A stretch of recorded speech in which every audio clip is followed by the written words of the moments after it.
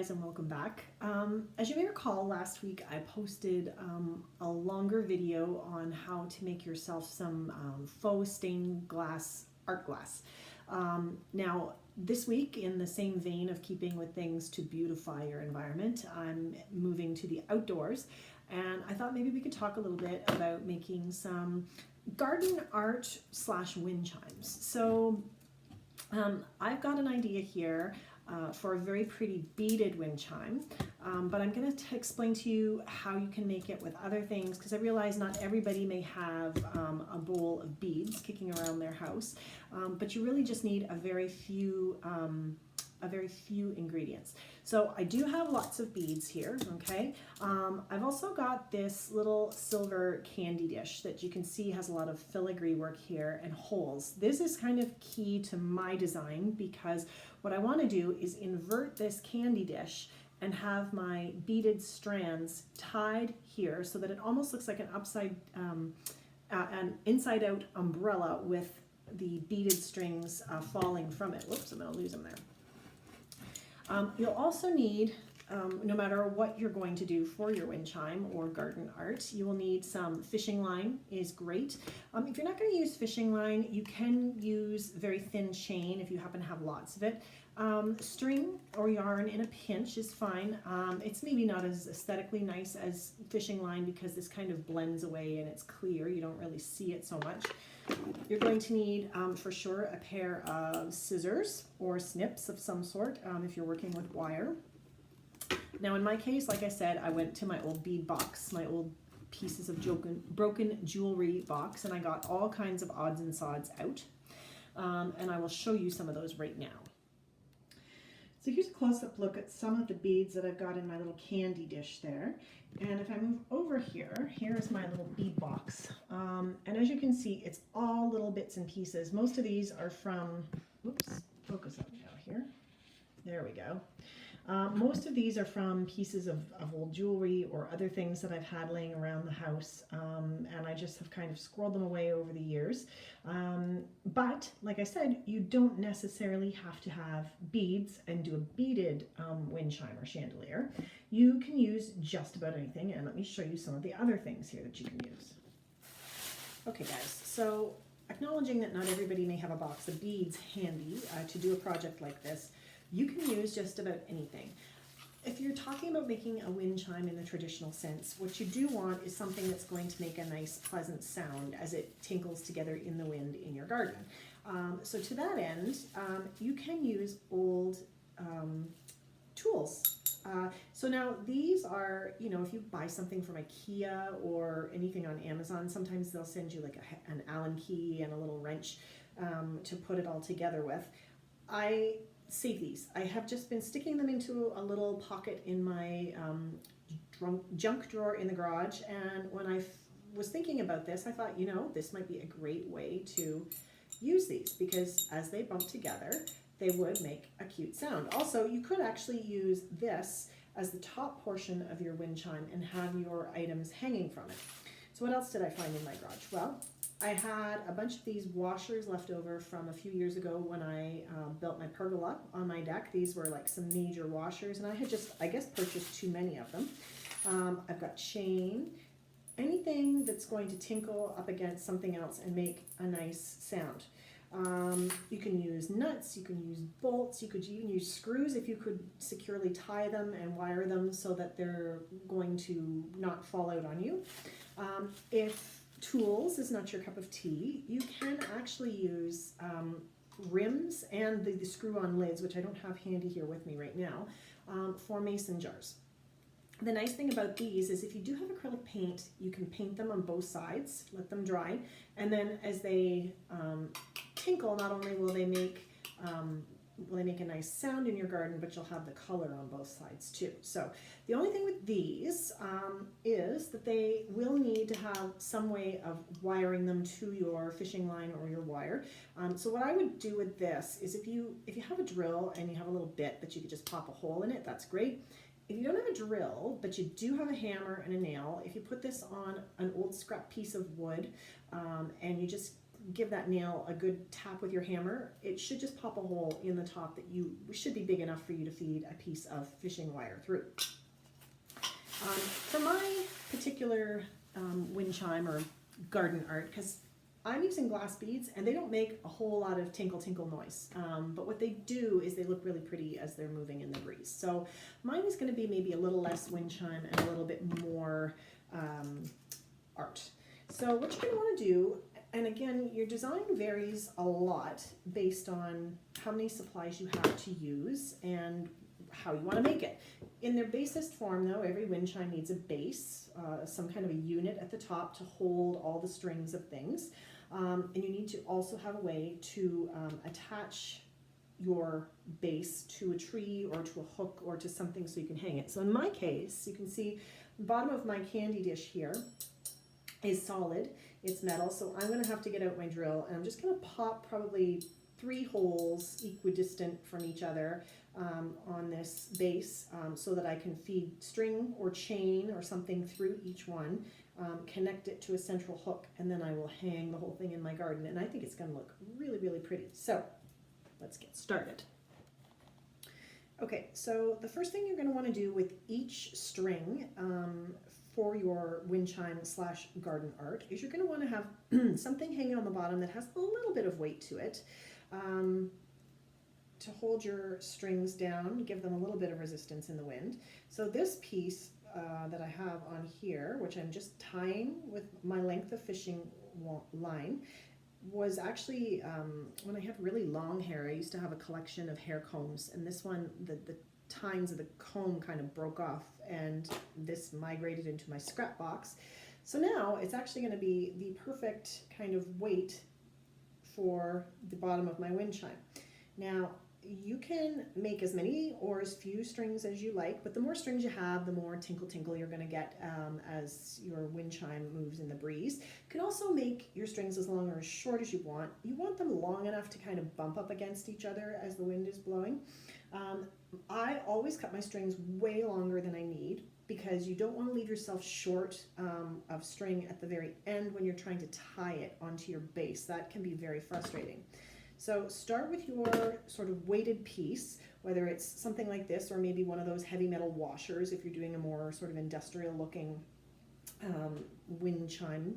And then from there, it's just a matter of randomly threading on or wiring everything that you're going to be using for to make your strings. So mine are all typically glass beads. So what I'm going to do is I'm just going to start threading them on. No rhyme or reason, no particular color selection. Most of them are glass beads. There are the odd one that's plastic. I also have some a bracelet that I think at one point may have come from Florida, and it's all made of shells. Shells actually make a really beautiful sound as they tinkle together in the wind. So if you have seashells at home, they don't have to be particularly large, but what you do have to have is a way of wiring them to your wind chime. So you can actually wrap them with wire.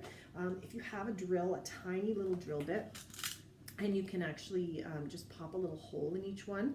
I have done that before. One of my Christmas trees upstairs in my living room is actually a seaside themed Christmas tree. It's quite beautiful. It's a white Christmas tree. And several years ago, Walter and I sat down one Saturday before Christmas and we took a huge bag of seashells that I'd acquired from I don't know where, and we turned them into Christmas ornaments to go on the tree. We dusted them with glitter, we punched some holes in them with a drill. It was pretty easy. I left most of the drilling to him because, you know, he's a guy, he likes power tools. But they would make quite a lovely beach-themed wind chime if that's something that appeals to you for your garden or for your, a window in your home. So again, I've got another box of beads here. These are just glass beads. These are so old that I believe I bought these when Woolco was a thing out by Zayres, where the Walmart used to be and it has since moved away from. It used to be Woolco, and I'm pretty sure I got these there when it was Woolco. If you want to do a beaded wind chime or a piece of garden art. These kinds of beads are not at all expensive, and you can get them very easily on Amazon. Delivery times right now with Amazon are taking a little bit longer for some things. It's better if you have a Prime membership or know someone who does. So maybe if you have a friend that does have a Prime membership, hit them up for porch delivery for you. See if they can get you supplies a little bit faster. But you can get, you know, beads fairly easily. If you are able to, you know, go to a dollar store soon, or if not, raid your old jewelry box if you do have broken things laying around, and be creative. You never know. You never know what you can do and what's going to make a really beautiful wind chime. So I'm going to keep threading and threading and threading until I get enough threads of beads to be able to put my wind chime together. And then I will check back with you and we'll show you how it comes together, and then hopefully how I'm able to get it hanging and up in my garden. Okay, so I'll be back with you soon. Okay guys, so I've been beading and beading and stringing and stringing and tying, and what we are ending up with is something that looks like this. It's kind of, actually, when I lift it up now, we're looking a bit like a beaded jellyfish. Now, I can tell just by the feel of it that because of this short one that I added over here, we're a little bit lopsided. So I have my last one here that I'm working on, and I'm going to fasten it in to the lid just to sort of bring the weight up to a place where it's relatively equal. And I'm just using the natural holes in this little candy dish here to be able to anchor to and tie. And this is a great way to repurpose old things like this, like the little video that Nikki did with the teacup bird feeders. Those are such a great idea because I know so many people, we hear from them all the time at the senior center, have teacups sitting in their cupboard that they don't, you know, they don't want them, their kids don't necessarily want them, and they come to us, and we have taken a few because we do have tea parties and things like that, and that's wonderful. But there is really only so many teacups that any one person or organization needs. So if you have old candy dishes or things like this that you don't think are of great, you know, sentimental value for your family, this is a great project to sort of repurpose those. Now, as you can see, I've made several knots with my fishing line because this is going to be subject to the wind and the elements. You want it to stand up as best you can. So let's see how we're doing now. Oh, that is feeling much better. Now you can hear, it does make kind of a nice sound, but it's not like a wind chime in the traditional, you know, sense if you were using copper pipes or any bells or anything, even seashells. Something I have learned is that I should have put my holes in here before I started, which I did not do, but that's okay. I found this old jewelry fixing in my box of junk. I'm actually wondering if there is a way to sort of use that on the top here to fasten it. I don't know if there is or not, but I think our next step is going to be to go out on the porch with our drill and our bit and see if we can't punch some holes in here so that we can get this wired up. What I have decided that I would like to use is I have these pieces of chain. I don't know what they were from, just some generic jewelry makings or maybe a broken necklace or something. So what I want to do is see if I can use some kind of anchor on the other side here, maybe a bead or something that would have some metal wire threaded through it and be anchored to the wire on the other side, so that I will have 3 of these that will hang my my wind chime in the garden. So we're flying by the seat of our pants here. This was not perhaps maybe the best thought out project I've ever done, but it is kind of pretty. It's definitely going to add some interest and some sparkle and some movement to my garden. I think I'm going to hang it by my fish pond. So let's keep going and let's see where this ends up. Okay guys, I'm back. Trying not to be a headless torso here, and I'm trying to speak loudly enough so you can hear me. So I've been trying to think about, now that I have all my bead strings attached to my candy dish, how the best way to punch the holes in this would be. And again, Should have done that in the beginning. Wasn't really thinking it through, but that's okay. We're going with it. So what I have done is I have obtained my teeny tiniest little drill bit here, and I've got my candy dish sitting on an old scrap piece of wood that really doesn't matter, but it's going to protect my countertop here. I've also got a tea towel down so that if there's any shavings, it'll just catch those and I can shake them off. And I think what I'm going to do is I'm just going to pop my drill bit in to my drill. Okay, moment of truth. See if we can't make this work. No, I don't know.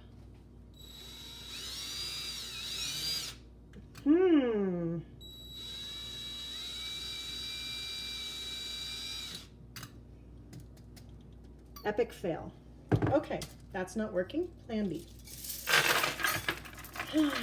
This will not be easy because, of course, it's not sitting level, but maybe we can go at it from this direction.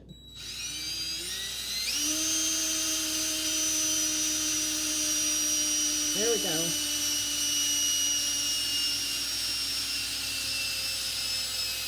Oh no, my battery's dying. One hole. That's always the way. Your battery pooches on you and you get one hole. Okay, well, the point is it worked. Steady, even pressure was the key with this. So I'm going to plug this bad boy into charge. I will be back when I have 3 holes drilled in this, and lesson learned for thinking your project through to the end before you start videotaping it.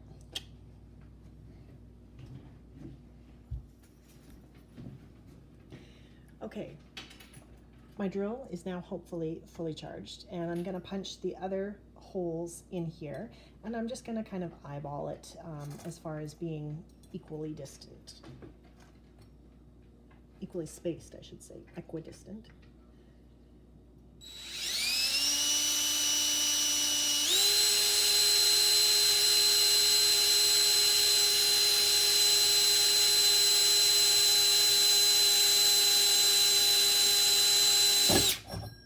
There we go, number 2.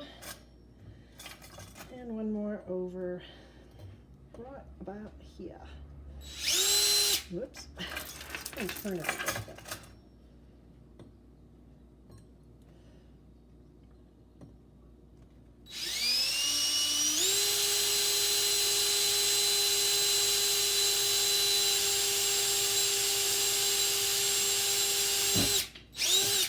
Perfect. So I don't know if you can see, but there are 3 little holes in here. So now the next question becomes, how do we get our chain on here so that we can hang it up?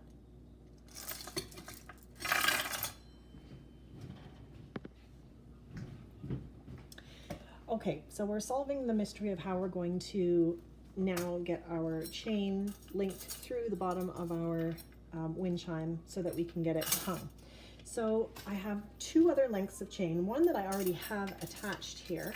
And what I have is these are the links that were severed when I cut my chain in 3 pieces. So I have here a little pair of needle nose pliers, which I'm just going to put inside, and I'm going to kind of use to force the link apart a little bit more. I don't know if that'll be enough or not. Probably not. There we go. So now I've opened that link up quite a bit. I'm just going to pop it through the top of my candy dish here. Okay. I'm going to take one of my other lengths of chain, put it over, and then I'm going to use a different pair of pliers to just give it a little pinch closed.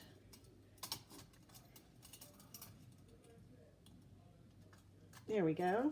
That should be pretty sturdy.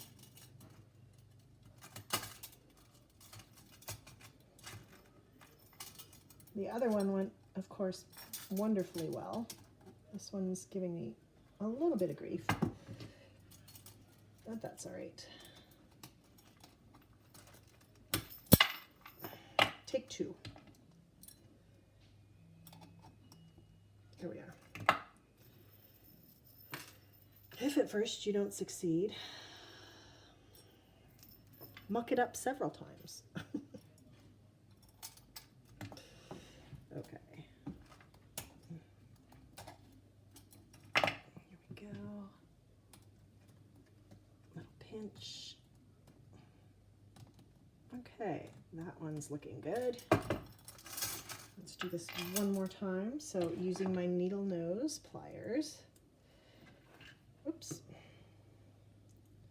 to kind of get in the middle and open that link up a bit.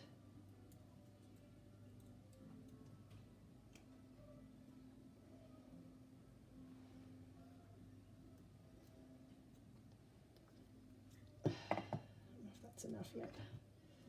Let's try 2 pairs of pliers. I'm learning here as I go along. Not bad. It's moving a little bit. There we go. Okay. I think now I have it open enough to pop through our little hole.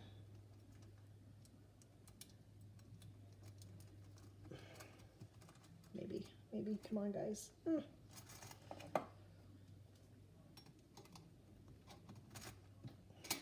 There we go.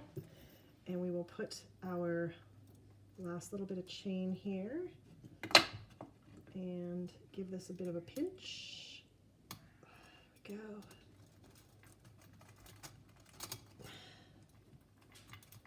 Okay, so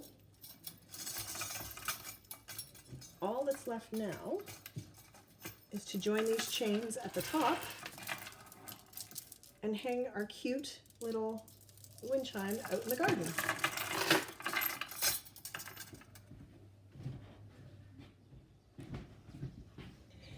Okay guys, home stretch of this little project that we've been working on, and actually this is kind of funny. The only thing I could really find in my garage junk drawer to join the chains up on the top of my wind chime was this old broken piece off of a dog leash that I had. The leash broke and I just saved the locking mechanism, but this is going to be perfect because it opens with a little thumb spring here, and that will allow me to hang it on a hook from my gazebo or hang it from a sturdy branch on one of my bushes and trees in the garden. So this is going to be perfect. So now we just have to get our links on here. So again, we're going to use both of our pairs of pliers. This is kind of a 2-pair plier job, and I don't know if you're going to be able to pick this up on the camera, but each of these little links has a natural divide where it's pinched closed at the top. So we're just going to use our pliers to gently open those up, and then we're going to put it on our mechanism here. And we're going to give it a little pinchy pinch.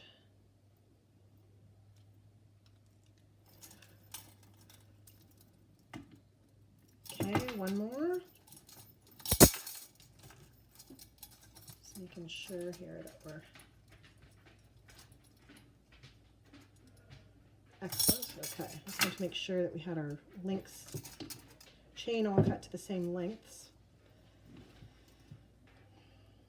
Holding it with one pair of pliers, using another, and just prying it apart. We are going to do it so that we don't get our chain twisted here. Put it over our little locking mechanism. And there you have it. Perhaps not the prettiest way to do this, and if you were doing this at home, and of course you don't have something like this, you can use wire that's wound and wound and wound around to give some strength. You could use, you know what, in a pinch, if you were really stuck, you could even use a sturdy zip tie to put these all together. Might not be as pretty, but it will get your wind chime up and operational for you. So now let's enlist the help of my son and go out and see what this looks like hanging up.